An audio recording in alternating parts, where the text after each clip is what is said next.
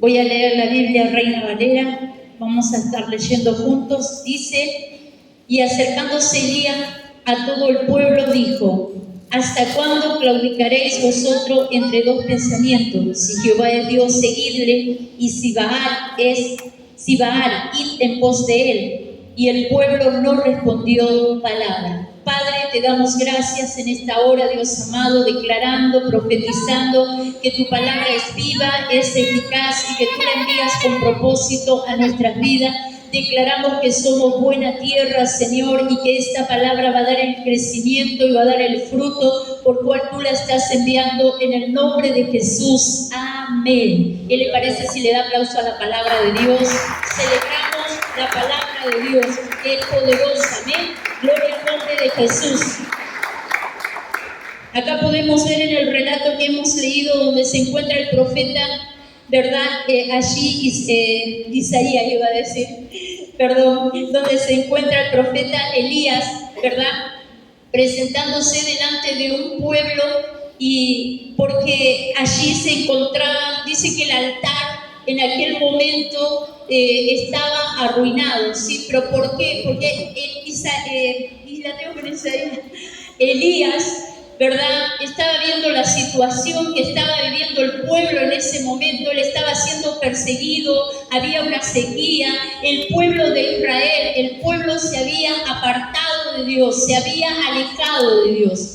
Amén. El pueblo se había ido detrás de Baal, el dios de ese momento, el ídolo de ese momento. El pueblo había sido atrapado, seducido, sí, por ese ídolo y por todo lo que eso representaba. Y ellos comenzaron a acercarse a Baal, a las costumbres paganas, y comenzaron a alejar poco a poco de Dios. Y es por eso que en un momento donde está el profeta siendo perseguido allí para muerte, ¿verdad? Porque él en realidad Elías pensaba que era el único profeta que quedaba en ese momento, pero había otros profetas que habían sido reservados para ese tiempo, que se habían apartado de Baal. Y ahí estaba Elías hablando a un pueblo y diciendo: ¿hasta cuándo van a claudicar? ¿Hasta cuándo van a estar en dos pensamientos? ¿Por qué? Porque ellos se creían el pueblo de Dios y decían servir y seguir a Dios, al Dios de Israel, al Yahweh, pero a la vez ellos estaban yendo tras la idolatría, seguían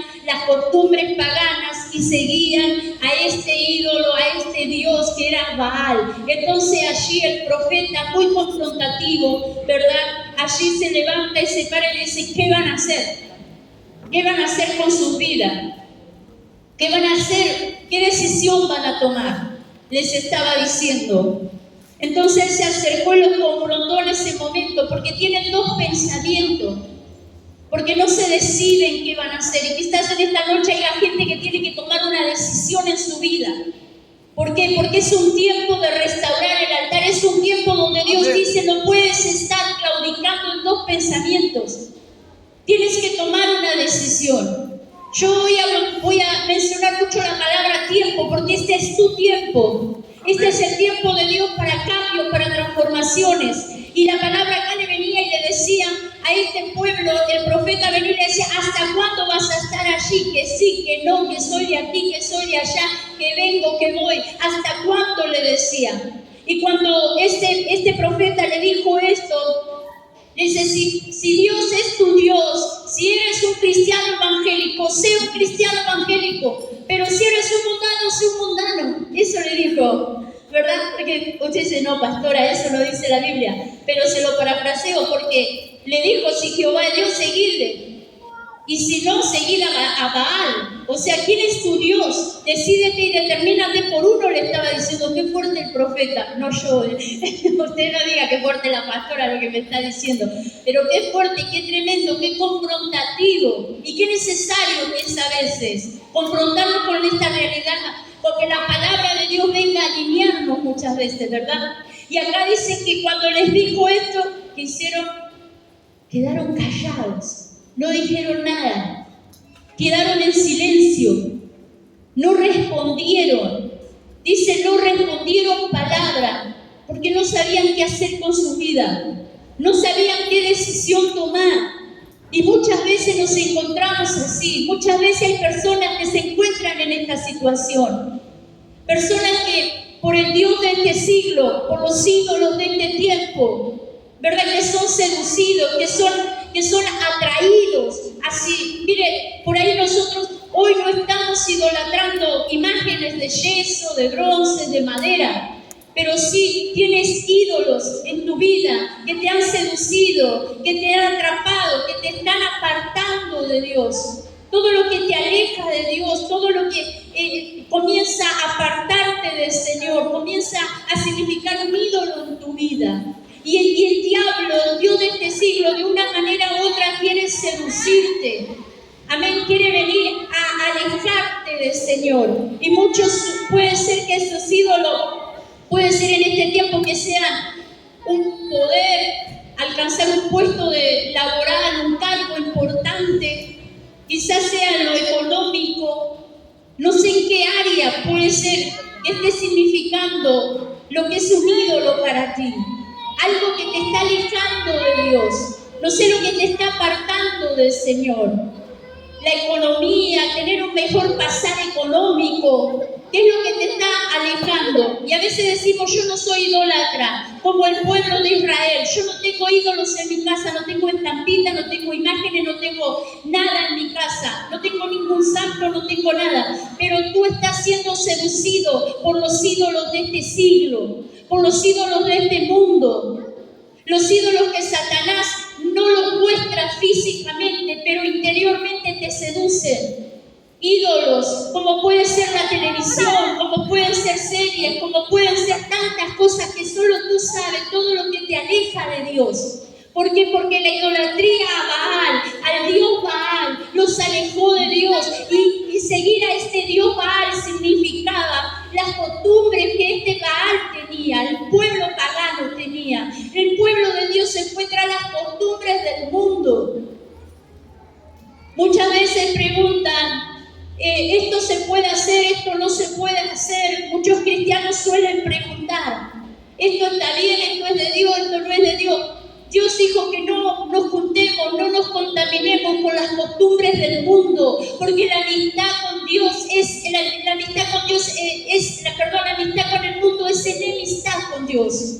Entonces a veces no tenemos mucho que preguntar.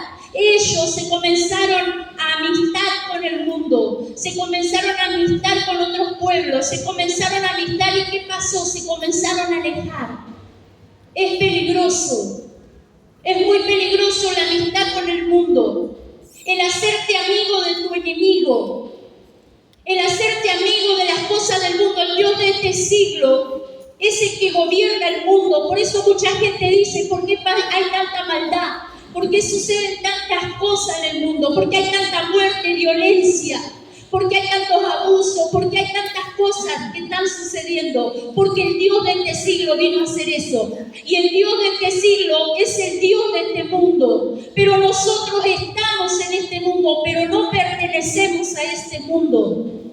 Nosotros tenemos un reino celestial, a quien debemos darle cuenta. Un reino que nos ha dado leyes, que nos ha dado enseñanzas por medio de su palabra, las cuales debemos obedecer y seguir. No debemos contaminarnos con las leyes del mundo terrenal, con sus formas de vida. Por eso el Evangelio no es una religión, es una forma de vida, son buenas noticias.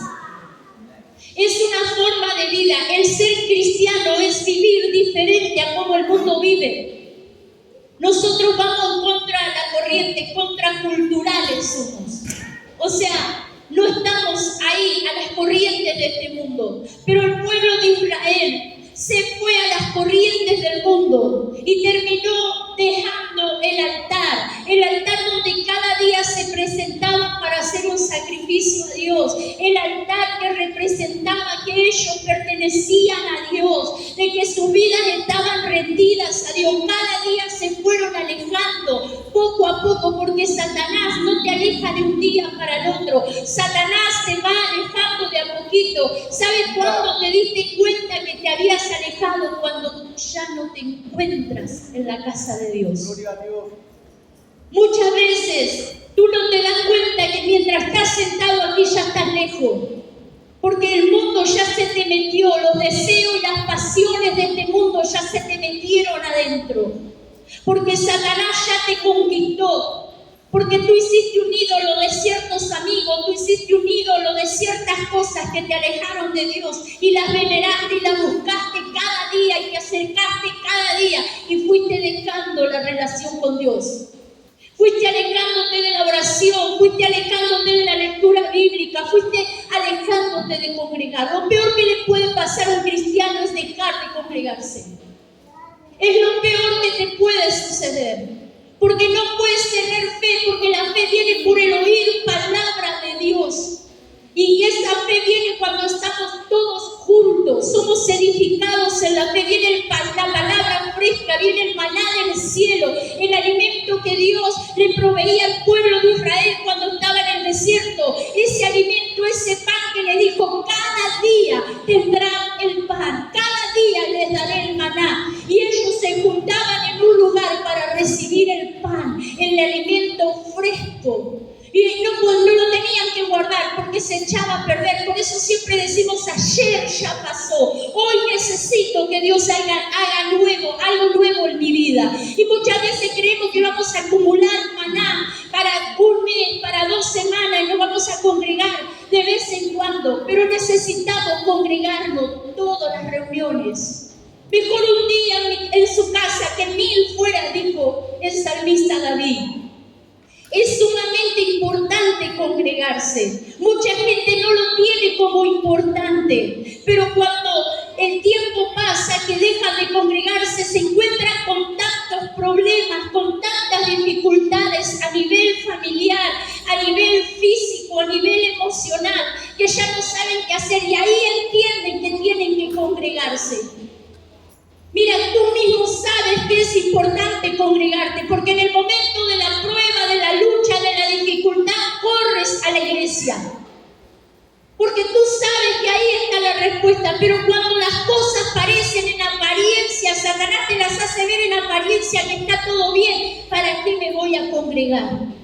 Pero cuando comienzan los problemas en tu matrimonio, cuando comienzan los problemas en tu vida personal, los ataques del diablo para destruirte, para llevarte de donde Dios te sacó, ahí te das cuenta que tienes que congregarte. ¿Por qué esperar hasta ese momento? Y no entender lo que la palabra de Dios nos enseña, que debemos congregarnos.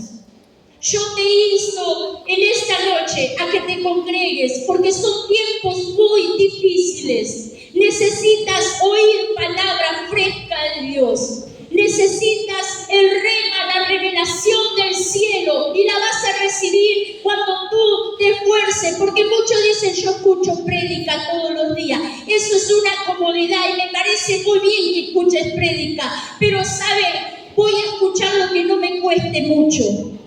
Me siento en mi silla, en mi comedor, en mi living. Total, salir de mi casa cuesta. ¿Sabe? David le dijo a Arauna cuando tenía que ofrecer un sacrificio por un pecado que había cometido. Le quisieron regalar la ofrenda que él tenía que presentar en ese momento. Se la quisieron regalar y él le dijo, no, yo le voy a ofrecer a mi Dios sacrificio que me cueste, no algo que no me cueste nada. Ese corazón tenemos que tener para Dios. ¿Saben? Dios está buscando esos hombres y esas mujeres que tienen ese corazón para Dios, pero Satanás se ha encargado, el Dios de este siglo, el Baal de este siglo, de traer cierta comodidad al corazón de muchos. Y hasta que no estás lejos no te das cuenta lo cómodo que has estado y lo alejado que has estado. Y así estaba el pueblo, lejos de Dios, con un altar totalmente arruinado. Ellos no lo podían ver, se habían acostumbrado. Se habían acostumbrado a que ese lugar de piedra, ese altar donde allí iban y ofrecían un sacrificio a Dios cada día, donde se esforzaban por llegar, había sido abandonado. Porque se fueron acostumbrando a vivir con las cosas del mundo. Satanás poco a poco, de a poquito se va metiendo y te va naturalizando todas las cosas. es normal, es natural. Dice la palabra de Dios que los espirituales pueden ver las cosas espirituales. Los carnales solo ven las cosas carnales. Tú no le puedes hablar a un carnal de las cosas espirituales porque no te entiende, porque ha naturalizado todo su vida y todo está bien, todo el mundo lo hace, te dice. Es normal que al final, que por ser creyente me tengo que meter en una burbuja, comienza un carnal, habla porque no entiende las cosas del espíritu. Pero un espiritual sabe cuán peligrosas son las cosas del mundo, cuán peligroso es este diablo y Satanás que quiere destruirte y matarte. Dígale al que está al lado ese mensaje que vine a escuchar. Dígaselo, tóquenlo. Yo vine a escuchar palabra de Dios, yo vine a predicar palabra de Dios.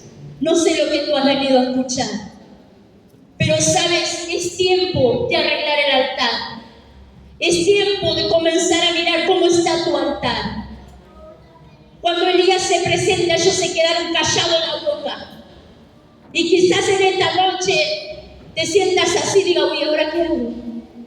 Son tantas decisiones que tengo que tomar, hice tantas cosas, y empieces ahí como una pantalla en un momento, te empiecen a pasar por tu mente cuán lejos estás y todas las cosas con las que el Dios de este siglo te sedujo. ¿Cuántos allí ídolos has tenido y no te has dado cuenta que te han alejado de Dios? Que te han estado alejando de la presencia de Dios.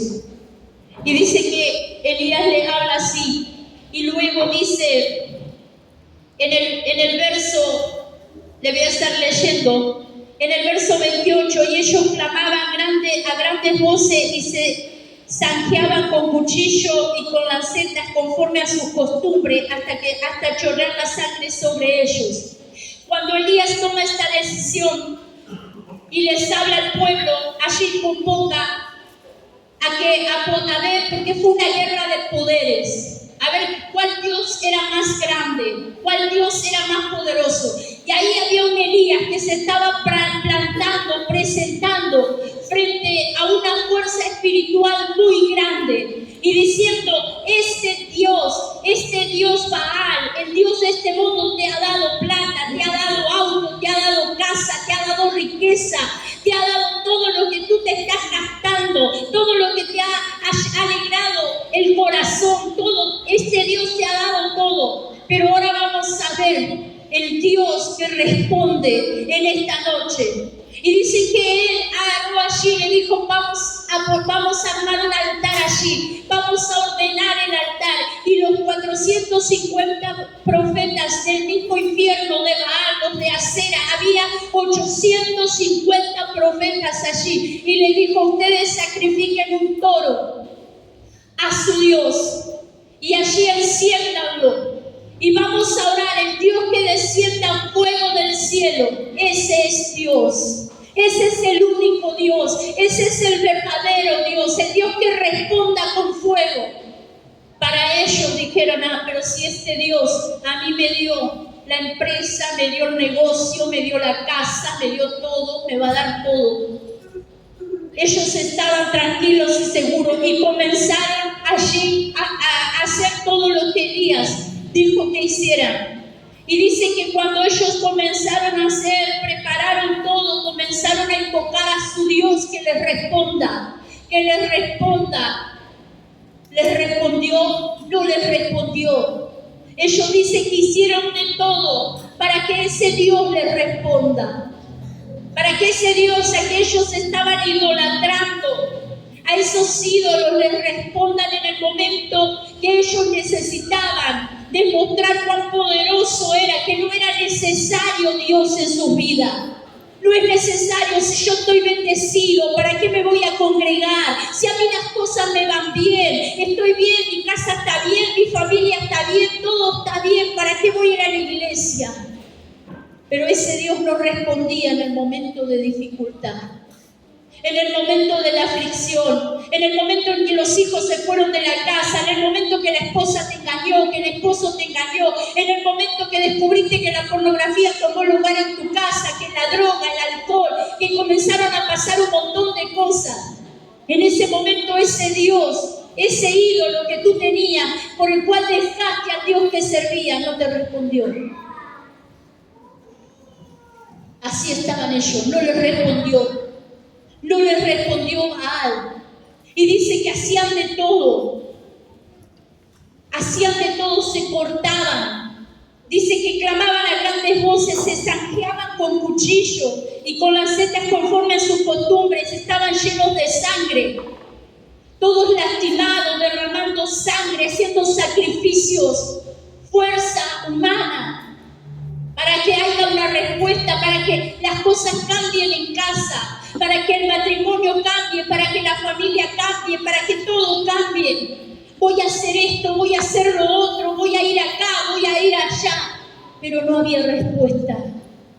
No había respuesta. No había respuesta. Satanás te hace pagar un alto precio para robarte, para destruirte, para matarte, para alejarte de Dios. Pasó el mediodía y ellos siguieron gritando frenéticamente hasta la hora de ofrecer el sacrificio, pero no hubo ninguna voz, ni quien respondiera ni escuchase. No había. ¿Cuántas veces has puesto personas, amigos, entre comillas, personas delante de Dios y has dejado a Dios por esas personas, has dejado de congregarte por esas personas, pero en el momento donde comenzaste a gritar auxilio, ayúdenme, en el momento que necesitaste la ayuda, en el momento que necesitaste que estén, lo respondieron, pero lo dejaste a Dios mucho tiempo. Así hacían ellos, lo dejaban a Dios por las amistades, por las costumbres, por salir en lo que el mundo les estaba ofreciendo. No respondieron. Hoy puedes pensar, voy para adentro y decir, qué gran verdad, porque muchas veces no me han respondido los que esperaba que respondieran. Ni siquiera me hubieran podido ayudar. Pero a veces no lo entendemos hasta que estamos en el momento. Y estos Baales, estos profetas del mismo infierno, que se captaban de engrandecer este Dios, de hacerle un marketing, de hacerle propaganda, de decir, oh Baal, vení, que acá está Baal, vení acá. No les respondió. No les respondió. Y dice que Elías allí comenzó a restaurar el altar.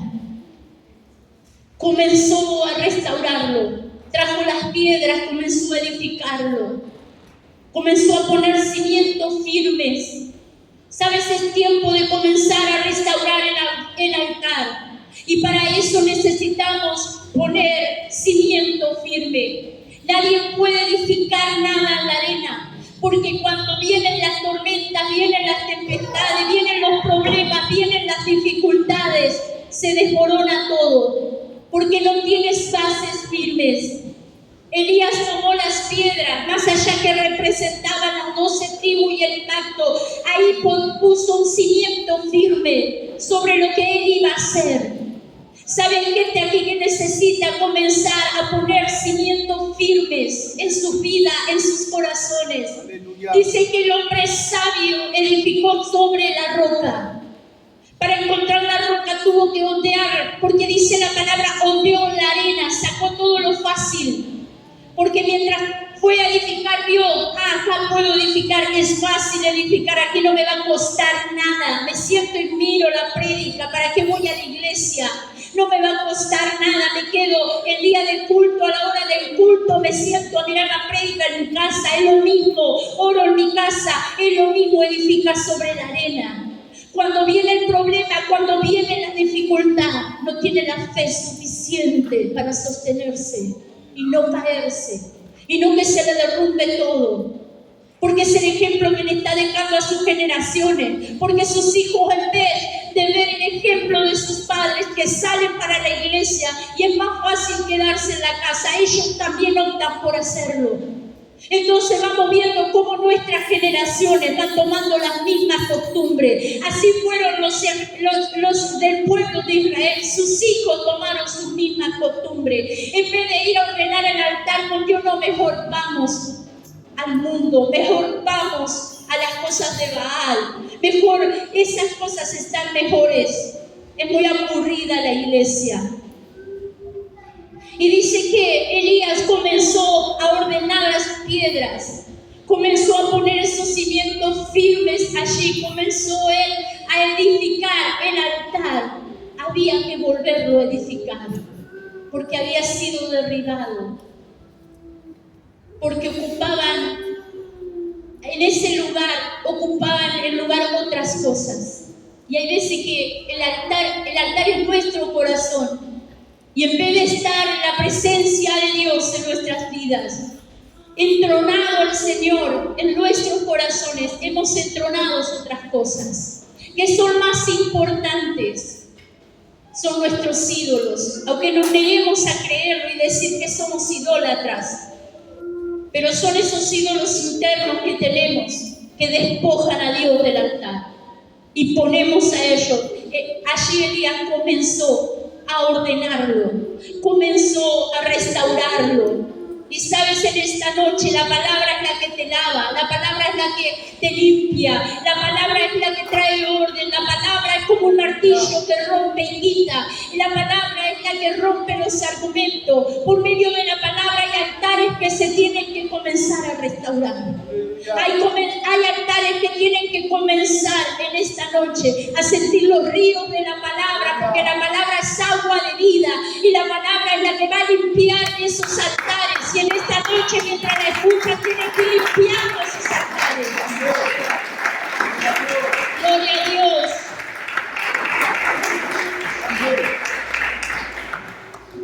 Y dice que Elías allí preparó todo, llamó a la gente y le dijo: vengan, vengan. Aunque ustedes están indecisos, no saben qué hacer, venga, porque vamos a ordenar el altar. Hay momentos en que te encuentras como se encontraba el pueblo, que no sabía qué hacer, no supo qué contestarles, y cuando estaban claudicando, cuando les pregunta y le dice qué van a hacer, van a ir para el mundo, se van a ir o se vienen con Dios. Y hay veces que cuando la gente está de esta manera, tú tienes que decirle: mira, ven para aquí, porque Dios hoy te está hablando. Este es tu tiempo, es el tiempo de restaurar el altar. Y sabes que en la obediencia está la bendición. Hay veces que aunque tú no entiendas cosas, hay veces que aunque tú no las entiendas y no las sientas de hacer, pero si vienen de parte de Dios y de la palabra de Dios, tú tienes que obedecerla. Porque Dios no nos pide que entendamos todo. Dios nos pide que tú entiendas todas las cosas, porque hay muchas cosas que ni siquiera las vamos a entender, que vienen de parte de Dios y que quizás algún día Dios nos las diga, no lo sé. Pero sí algo sé, que nosotros debemos obedecer, porque caminamos por fe y no por vista.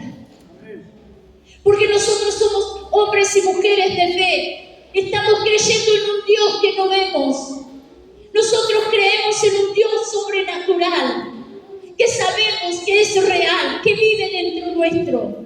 Y cuando Dios te dice: mira, camina por aquí, mira, esta palabra te está llevando a que comiences a poner cimientos firmes en tu vida. Y esta palabra te está llevando a que comiences a restaurar el altar. Aunque tú no lo sientas ni hoy sepas hacia dónde vas, haz lo que la palabra te dice.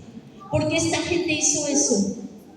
Esta gente estaba con Elías, se acercó a Elías y comenzaron allí. Dice: entonces dijo Elías a todo el pueblo: acercaos a mí. Ellos se acercaron y todo el pueblo se acercó y arregló el altar de Jehová que estaba arruinado. Por un momento estuvieron callados, pero sabían quién les estaba hablando. Era un profeta de Dios. Era palabra de Dios que estaba viniendo a sus vidas. Y más allá de su condición, supieron reconocerlo. Y ellos obedecieron y se acercaron. Qué importante que es esto en nuestras vidas. Dice en el verso 36, cuando llegó la hora de ofrecer el holocausto, se acercó el profeta Elías y dijo: Jehová, Dios de Abraham, Dios de Isaac, Dios de Israel, sea hoy manifiesto que tú eres Dios de Israel y que yo soy tu siervo y que por mandato tuyo he hecho todas estas cosas. Qué tremendo hombre de Dios. Él se paró y clamó. Estaban los profetas de Baal hacía tiempo clamando a ese Dios, a esos ídolos que le responden, no le respondieron, pero un hombre de Dios con una convicción en Dios, un hombre, un vocero de Dios, sabía el Dios que sirve, él sabía el Dios que servía y que Dios lo había enviado con esa palabra en ese tiempo y en ese momento para restaurar una nación. Y dice que ahí estaba él diciéndole: tú me enviaste, Dios, manifiéstate. Hoy hay hombres y mujeres de Dios llenos del poder y la unción, que están en el secreto de Dios, que tienen una vida para con Dios, se tienen que levantar en este tiempo a decirle al Señor: tienes que manifestarte, Dios, tienes que manifestarte en medio de esta nación, tienes que manifestarte en medio de mi hogar, de mi familia, de mi ciudad, tienes que manifestarte. ¿Sabes por qué? Porque hay poder, porque hay autoridad en tu vida para hacerlo. ¿Sabes? Porque tienes derecho legal, porque tienes una vida alineada con Dios. No tienes que temer. No tienes, Elías no temió. Él se paró con autoridad de Dios. Él no se paró titubeando, diciéndole: miren, si se quiere. No, él estaba seguro del Dios que servía. Él sabía el poder y la autoridad que había en él. Él sabía que Dios lo había mandado. Él no tenía duda alguna. Su vida corría riesgo de muerte en ese lugar, pero a él no le importó. Él no hizo caso, como el apóstol Pablo cuando se iba a Roma. Le dijeron: no sé lo que me espera, pero sí sé que me están buscando para matarme, pero yo voy a ir igual porque a mí Dios me ha mandado a ese lugar. Y él no hizo caso a nada de lo que sucedía. Esos hombres, esas mujeres en este tiempo se tienen que levantar, que son contracorrientes. Contra ellos no van con las corrientes de este mundo. Ellos son guiados por las corrientes del Espíritu. Esa es la iglesia de Jesucristo. Esos somos nosotros. Dígale: ese soy yo. Dígale que está al lado. Dígaselo, declárelo en el nombre de Jesús. Y comenzó a decir en el verso 37: respóndeme, Jehová, respóndeme para que conozca este pueblo que tú, oh Jehová, eres el Dios y que tú vuelves a ti el corazón de ellos. ¿Sabe? Ahí no estaba Elías diciendo: Señor, respóndeme para no pasar vergüenza. Respóndeme para que no digan que soy un falso profeta. No. Él estaba ahí representando a Dios y diciendo: responde, Dios, para que sepan que tú eres Dios de Israel, que tú eres el Dios. ¿Sabe? Ese corazón es el que debemos tener. Ese corazón, el corazón que tenía Elías, una humildad. Ese corazón que solo estaba allí, él siendo una herramienta para la gloria de Dios, sin importar él, sino Dios, porque era una guerra. Esto es una guerra. Acá no se trata de resplandecer individualmente. Acá se trata de que la iglesia se tiene que levantar y resplandecer, como dice Isaías: levántate y resplandece, porque ha venido tu luz y la luz de Jehová va a alumbrar. Eso es lo que nosotros debemos entender. No se trata de luces separadas, no se trata de resplandecer individualmente, se trata de que como iglesia entendamos la palabra de Dios, nos levantemos y seamos luminares para este mundo que está en oscuridad, que está en tinieblas, para que Dios, el Dios de este siglo, la gente que siga al Dios de este siglo, a las costumbres de este mundo, pueda ver la grandeza del Dios que creemos. Amén. La iglesia se tiene que levantar. Dígale al que está al lado: tengo que levantarme. Dígaselo. Aleluya. Entonces él empezó a decir y a hablar con Dios. Y decía: solo tú. ¿Sabe? No hay conversaciones elocuentes. No hay tiempos de charlas personales. personales que puedan sacar o cambiar el corazón de nadie. Solamente Dios y el poder de Dios y la manifestación del Espíritu Santo en un hombre, en una mujer enviada de parte de Dios, puede hacer que el corazón de un hombre sea transformado y cambiado. Y eso sabía Elías, que él, por más que se sentara a hablar con todo un pueblo, con mucha elocuencia, y le dijera las realidades en que están y en el error que estaba, no iba a cambiar nada. Pero sí sabía que el Dios que él servía se iba a manifestar, iba a volver el corazón de ellos hacia Dios. Amén. La palabra de Dios es la que viene con poder. La palabra de Dios es la que trae convicción a nuestras vidas, a nuestros corazones. El Espíritu Santo es el que trae arrepentimiento. Solo Él puede hacerlo. Por eso necesitamos que Dios se manifieste en nuestras vidas. Necesitamos que Dios se manifieste en nuestras casas, en nuestra familia. Pero para eso, este pueblo, esta nación necesitaba restaurar el altar. Es lo que necesitamos como nación, como ciudad, como iglesia, restaurar el altar. Altares que están arruinados por años, abandonados, olvidados. Es necesario restaurar el altar. Y dice, entonces, cuando Elías termina de orar, en el verso 38 dice, entonces cayó fuego de Jehová y consumió el holocausto, la leña, las piedras y el polvo, y aún lamió las aguas que estaban en la zanja. ¡Qué tremendo! ¡Qué tremendo! Porque los profetas de Baales no lograron respuesta alguna de su Dios. Quedó en silencio. No dio señales de nada. Pero el Dios, el único Dios, respondió. Por eso él es conocido como el profeta que hizo caer fuego del cielo. Solamente Dios respondió. Y respondió con fuego y consumió un altar que estaba completamente anegado de agua, lleno todo mojado, hasta la leña estaba mojada. Había agua por todos lados, pero eso no detuvo el poder de Dios. Oh, Rabashida, la batalla. Aleluya. Cuando hay un hombre, hay una mujer que le cree a Dios, pueden pasar muchas cosas, pero nada va a detener el obrar de Dios. Nada va a detener el poder de Dios manifestándose. Es tiempo que restaures tu altar, porque eres una herramienta poderosa en las manos de Dios. Porque Dios quiere hacer algo poderoso con tu vida. Y dice que el fuego descendió. Y ese fuego es el que se tiene que manifestar en nuestras vidas. Ese poder, esa autoridad. En Hechos, capítulo 1, dice la palabra de Dios: recibiréis poder cuando haya venido sobre vosotros el Espíritu Santo. Necesitamos esa llenura, porque no hay poder alguno sin la presencia del Espíritu Santo en nuestras vidas.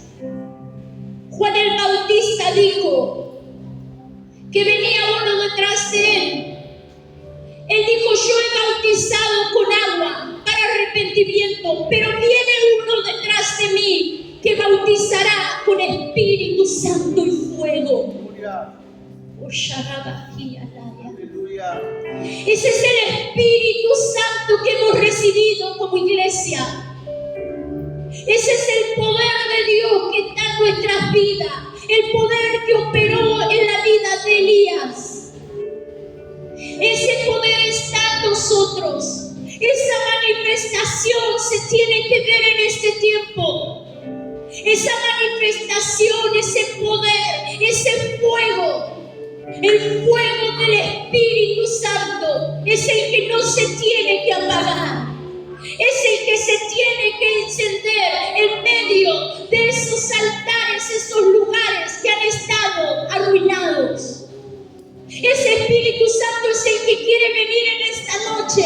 Aunque tu altar esté arruinado, esté derribado, esté abandonado, hay un sacrificio que tienes que hacer sobre él para que el fuego descienda sobre ti en esta noche y sea lleno del Espíritu Santo y fuego. Oh, aleluya. Oh, riba la bacanda, la basó aquí, arriba allá. Hay poder de Dios aquí. Aquí. Hay fuego de Dios aquí. Hay presencia de Dios aquí. Oh, ¿sabes ese poder?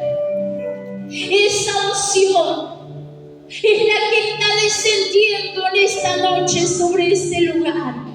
Es la que tú no puedes permitir que se apague en tu vida.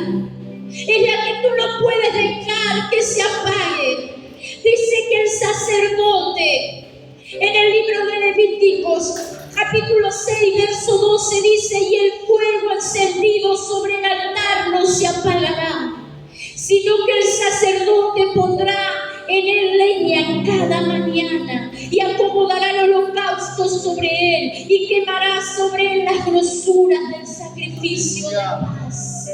Gloria a Dios. Eso es lo que debían hacer los sacerdotes y no dejar arruinar el altar. Cada día presentar un sacrificio. Cada día allí no dejar que se apague el fuego. ¿Cuántos hay que han dejado apagar el fuego del Espíritu Santo en sus vidas? Esa es la razón por la que los altares se han arruinado. Esa es la razón por la que los altares están derribados. Porque el fuego del Espíritu, donde había sacrificio, ya no lo hay. Se ha apagado. Pero la palabra de Dios nos habla en el libro de Romanos. En el capítulo 12, verso 1 dice: así que, hermanos, os ruego por las misericordias de Dios que os presentéis vuestros cuerpos en sacrificio vivo, santo, agradable a Dios, que es vuestro culto racional. Nosotros debemos presentar nuestro sacrificio, presentarnos como un sacrificio vivo, para que el fuego de la presencia del Espíritu Santo descienda y consuma todo lo que había estado arruinando este altar. El fuego de Dios venga para consumirlo todo y sea elevado como un olor grato y fragante delante de la presencia de Dios. Un sacrificio vivo. Hoy Dios no está pidiendo que matemos corderos, ni busquemos carneros y los pongamos sobre un altar de piedra. Hoy Dios nos está pidiendo que nos presentemos como un sacrificio vivo y agradable, dice la palabra de Dios. Aleluya. Entonces el fuego descenderá y tu familia verá cuán grande y poderoso es el Dios que tú sirves.